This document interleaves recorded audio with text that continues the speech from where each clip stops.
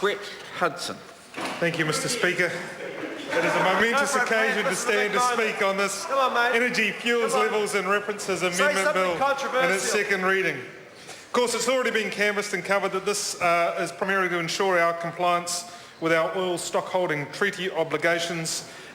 Despite what members on the other side have said, a really important and very positive part of this amendment is that it's realigning the existing funding mechanisms so that oil consumers, rather than general taxpayers, are apportioned the costs of meeting these obligations. Now, the Green Party, I'm sure, will warmly welcome this because it means that all of those people that are using public transport, and particularly electric public transport, will of course be paying less, whereas those of us that do choose to travel in petrol-powered vehicles or diesel-powered vehicles are paying a little bit more and not a whole lot more.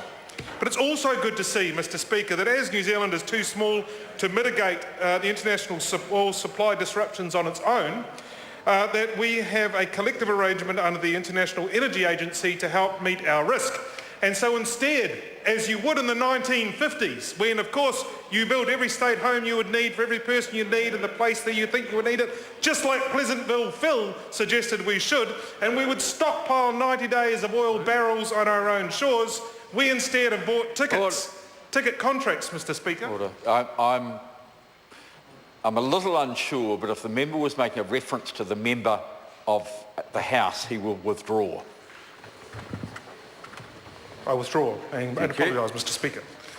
So instead of taking an approach of risk mitigation that we might take back in the 1950s, instead we have bought contract tickets on the international market which mitigate our risk, which allow us to buy oil at a prevailing market price in the event of a declared emergency. This means that New Zealand doesn't have to stockpile many thousands of barrels of oil on our shores. This, Mr. Speaker, is a pragmatic and sound approach to making sure that we meet our obligations and can ensure some oil energy supply to New Zealanders in the case of emergency, and I commend it to the House.